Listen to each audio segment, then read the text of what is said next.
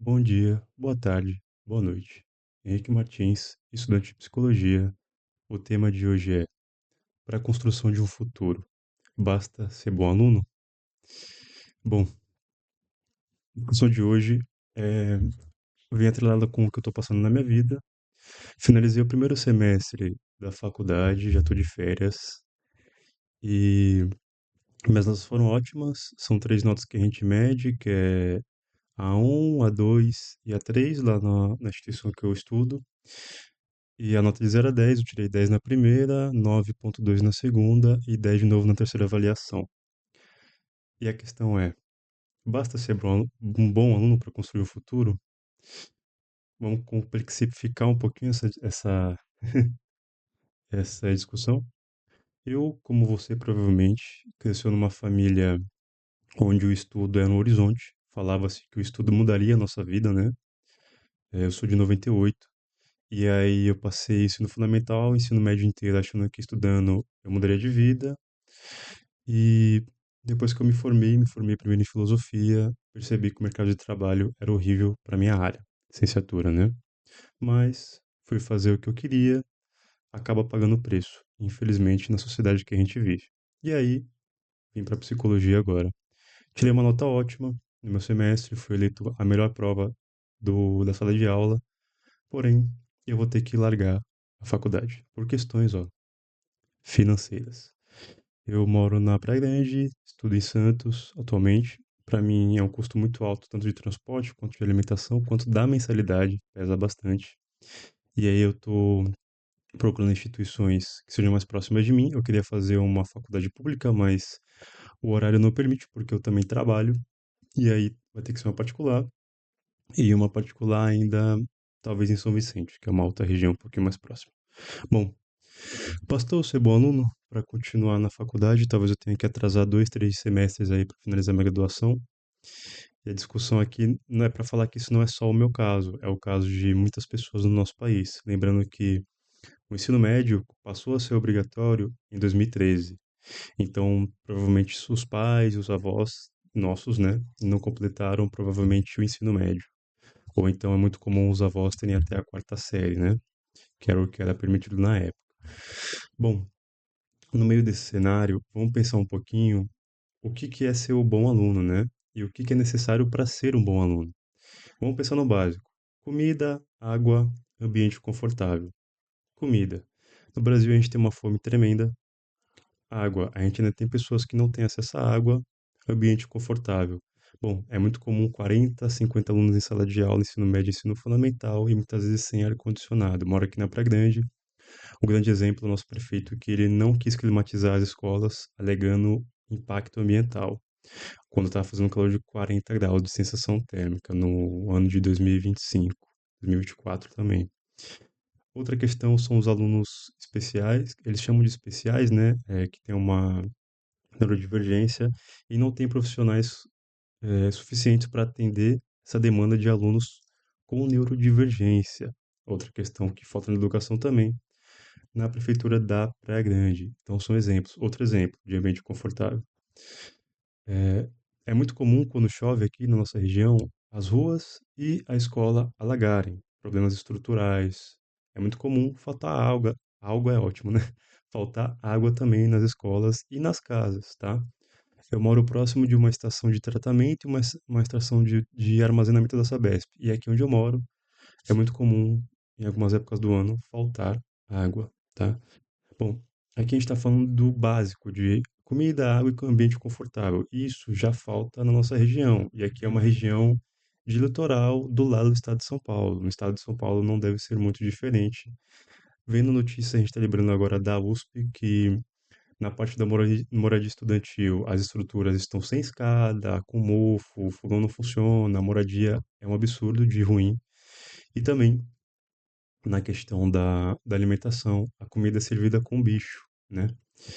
E aí a gente para pensar, são essas pessoas que eu na faculdade particular, porque por questões também de estrutura não consigo ter, eu preciso trabalhar para comer, e pessoas em faculdade pública que às vezes têm uma condição um pouquinho melhor ou conseguem se virar ali num trabalho intermitente, tem que sofrer, porque as pessoas que moram lá não são pessoas geralmente de classe alta, tá? É quem teve a faculdade, assim, aos trancos e barrancos, a universidade pública. E aí, quando essas pessoas se mobilizam, quando a gente se mobiliza, ou é uma completa omissão, como é o caso aqui da Praia Grande, ou é uma truculência, como foi o caso lá da USP, que chamaram a polícia para retirar os alunos que estavam cobrando melhores condições para o estudo. Bom, pessoal, aqui a gente tem que entender a situação. Entendemos a situação e que isso é histórico no Brasil, tá? O analfabetismo, a fome, a sede é histórico no nosso país. A população sempre teve essas demandas, porém, temos horizontes de mudança e também temos horizontes de futuro. Vamos debater um pouquinho isso aqui também. Estudando psicologia, a gente entra um pouquinho na área da educação e a gente vai lembrar dos CIEPs do Brizola, né? Que construía escolas que tinham piscina, espaço para lazer, espaço para arte, tinha contratação de mão de obra especializada, tá? Tinha psicólogo nas escolas, tinha dentistas. E para nós, trabalhadores da saúde, futuros trabalhadores da saúde, é muito importante brigar por uma escola como essa. Ela já existiu e pode voltar a existir no nosso país. E para isso, é necessário a gente entender que a educação, ela não é simplesmente uma fábrica de diploma, e também ela é uma coisa muito séria e ela também é responsável pela construção de um futuro da nossa nação. Se a gente entender que o Brasil é rico, extremamente rico, de riqueza natural, de terras raras, de água, de área de plantio, a gente tem que entender que para manejar esse espaço, para manejar esse recurso natural, é necessário estudo, é necessário conhecimento e é necessário também trabalho especializado. E para isso que servem as universidades e a escola, né? Para preparar as pessoas também para a universidade e formar cidadão, tá? Bom, só que para isso se concretizar é necessária a briga pelo orçamento. Não existe projeto de futuro sem orçamento, tá? No sistema capitalista que a gente vive, o dinheiro ainda manda em tudo, então a gente tem que brigar pelo orçamento. Como nós brigamos por isso? Realidade atual. Temos o arcabouço fiscal, teto de gastos, alto imposto pelo governo Lula, que foi implementado no governo Michel Temer, que o PT, na época, criticou, falando que era a PEC da morte, mas agora mantém. Temos a privatização do Banco Central, que chama a independência do Banco Central, que fornece a maior taxa de juros do mundo, perdendo só para a Rússia que está em guerra. Temos bancos estatais trabalhando como bancos privados, cobrando uma taxa de juros gigantesca de quem faz o empréstimo. Você que é aposentado, você vai sentir na pele, né, a taxa de juros que é um empréstimo, você que vai comprar um carro ou uma moto, financiar, né, ou uma casa, você sabe quanto que você paga só de juros na mensalidade. Então, para a construção de um futuro, a gente precisa entender que é necessário que a base seja trabalhada e seja é necessário também a briga pelo orçamento, para não ficar muito economiquez, né? O dinheiro que a gente gera pagando imposto, esse dinheiro tem que retornar para nós, e para isso é necessário a briga por esse orçamento, tá? Boa. Então a gente tem que brigar pelo fim do teto de gastos, para que a saúde e a educação recebam um investimento decente e também um investimento específico. Não basta só jogar dinheiro, tá? Tem que chamar o pessoal da saúde e da educação para dirigir para onde vai essa grana, porque a gente tem escola, por exemplo, na Praia Grande, que falta água, quando eu falei, que a estrutura larga, que não tem climatização, provavelmente na sua região é a mesma coisa, não mudou muito, né, nas regiões do Brasil. E bom, para além disso, na área da saúde, falta de medicamento, falta de médico, falta de estrutura. Aqui na USAF da região só tem um médico para atender todo mundo, em certos dias da semana, de certa carteirinha, de certa cor, senão não atende. E sim um trabalho que seja, buscando, né, um trabalho que seja eficaz e que atenda toda a população. E quem se formar nessas universidades, saindo dessa escola com uma estrutura melhor, com uma sala de aula mais confortável, climatizada, que tenha uma esperança de futuro, que também veja que pode trabalhar na sua própria região. Ou seja, você, criança, tem uma escola que te dá uma estrutura, fica adolescente, essa escola continua te dando uma estrutura, te dá horizonte de futuro. Não tem que existir vestibular, vamos começar por aí. A faculdade tem que ser acessível para todos e tem que ter faculdade em toda a cidade, tá? Para todas as matérias. A gente tem que brigar por isso. Orçamento a gente tem. Orçamento a gente tem. A gente pagou 1 trilhão de dívida pública no último ano, tá? E esse 1 trilhão poderia voltar para a saúde, para a educação. E na verdade vai para a mão de banqueiro. Essa é a realidade do dinheiro que a gente paga no Brasil, tá bom? E a comida, nem se fala, né? É extremamente cara. A gente falou também de barriga cheia, a gente vai entrar nesse assunto, mas continuando na linha de raciocínio. Ó, esse adolescente vai ter um horizonte de futuro e vai conseguir decidir o que ele quer estudar. No meu caso, que eu queria ser professor, não pude ser porque quando eu me formei, na época era só categoria O, que é contrato temporário e sofre demais e ganha muito pouco, tá? Essa realidade, a ideia é que ela não exista, é que a pessoa consiga escolher o que ela vai ser quando crescer, realmente, né? E assim, ela pode também trabalhar na própria região que mora ou pode trabalhar em outra região, é um horizonte possível, tá? Ou seja, a estrutura desse adolescente, quando ele começar a chegar no início da vida adulta, perdão, vai ter acesso a uma universidade próxima, que ele não vai ter tanto gasto com transporte, com comida, né? Não vai ter tanto gasto com tempo de deslocamento, né? Não é 2 horas para ir, 2 horas para voltar, como é o meu caso. Então, é toda uma estrutura pensada para se construir uma realidade que sirva a nós, a população, e que dê futuro para nós, a população brasileira. Eu tenho textos livros aqui, textos lidos aqui no canal que debatem isso, né? Eu tenho o Complexo Econômico e Industrial da Saúde debatido, que é no livro do Saúde e Desenvolvimento, estou quase terminando. Convido vocês a lerem, se não lerem, ou então, né, acompanhar a leitura comentada que eu faço. E para além disso, mais além ainda, né? Essas pessoas que se formam e que também vão trabalhar nessas regiões que moram ou fora dessas regiões que moram, elas vão ter uma condição de saúde, de vida, com um salário maior, porque um empregador com uma certeza de estabilidade, o empregado, perdão, com a certeza de estabilidade, com a certeza de um trabalho decente, com a certeza de um futuro, ele consegue pagar uma condição melhor para suas crianças, consegue colocar numa aula de música, né? Consegue colocar no esporte, consegue ter tempo para cuidar dessa criança, para passar um tempo com seu filho quando nasce. Então, a ideia aqui é construir uma estrutura que não seja medido o bom aluno apenas com a nota que ele tira no semestre, tá? A nota que ele tira no semestre vai ser a única preocupação, na verdade, desse aluno, não comida, água, saneamento, transporte. Eu ainda consegui tirar uma nota legal, mas eu sou uma exceção, tá? Eu sou uma exceção à regra. Muitas pessoas que estudaram comigo eram muito mais inteligentes e não tiveram não conseguiram suportar, porque também tinham condições piores que a minha, né? Male-male ainda tinham que comer, né? Tinha 2 refeições no dia ali, pelo menos. Male-male eu tinha uma pequena estrutura familiar, minha mãe e depois meu padrasto e tal. Então, a gente tem que entender que no Brasil, infelizmente, a gente é um povo muito carente, muito sofrido. E não dá para entender o Brasil sem entender a estrutura. E não dá para entender um bom aluno apenas aquele que não reclama, que não busca mudança. O bom aluno é aquele que aceita, né? Vamos lembrar que a gente é um país de 380 anos de escravidão. O bom escravo era entendido como aquele que não reclamava, que não se mobilizava, era aquele entendido como um trabalhador calado. E aqui hoje, quando os trabalhadores ou os estudantes se mobilizam, é visto como vagabundo, como não trabalhador, como quem não quer estudar. Mas o nosso horizonte, pessoal, tem que ser de mudança, tá?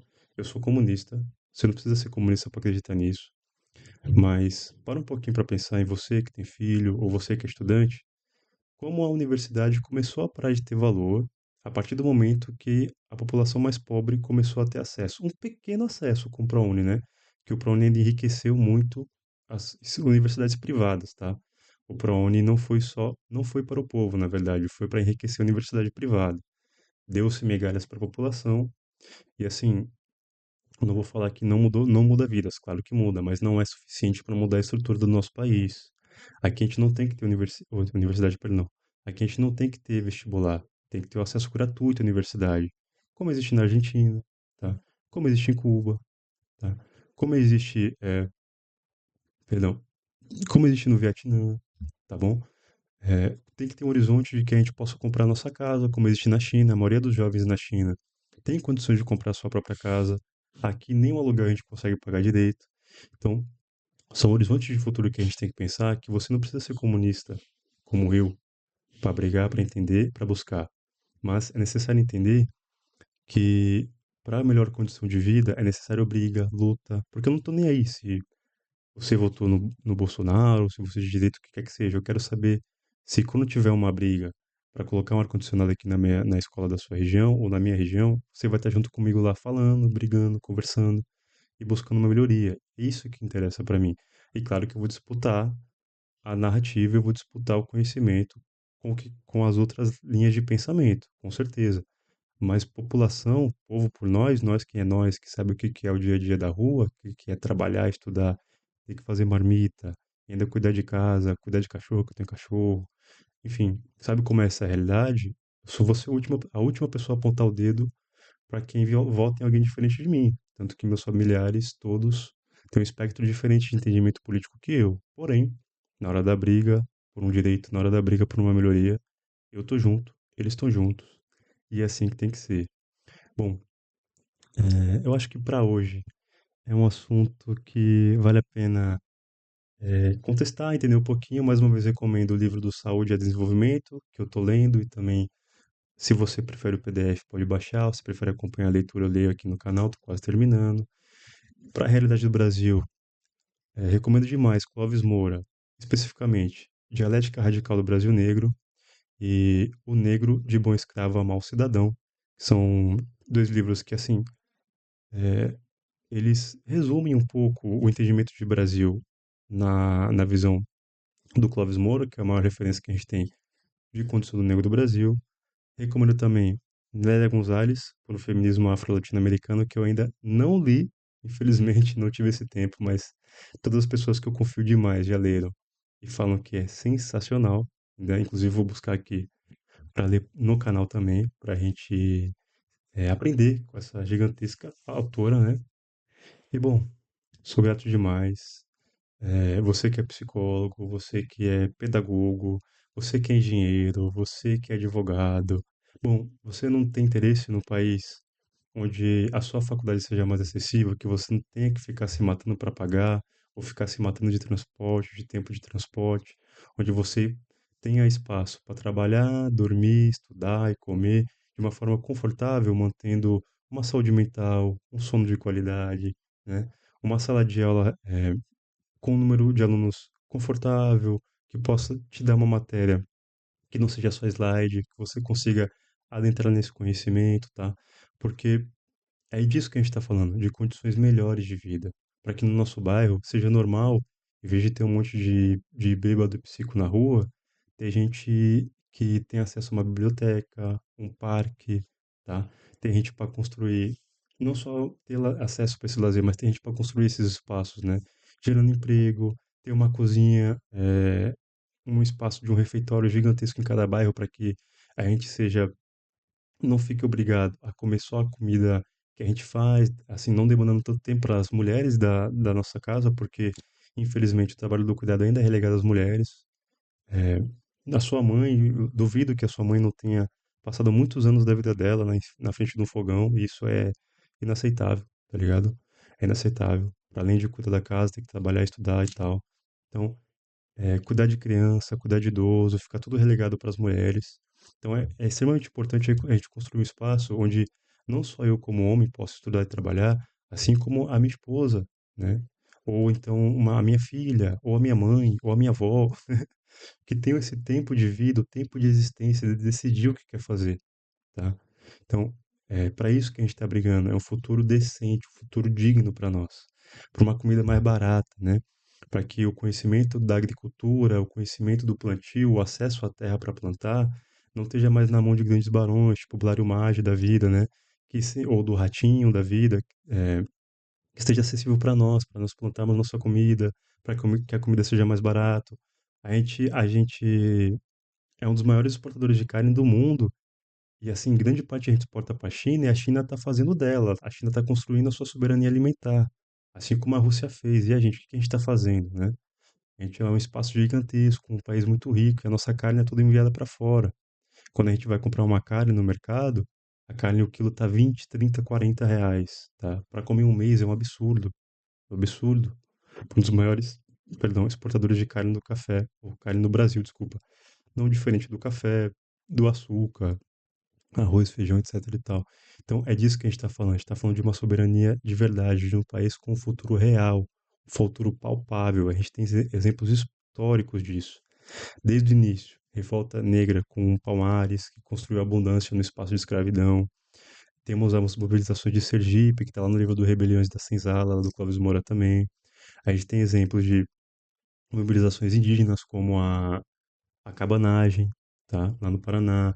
E vitórias também, né? Como a vitória indígena, acho que foi 2 anos atrás contra o Helder Barbalho, que era chamado Rei do Norte.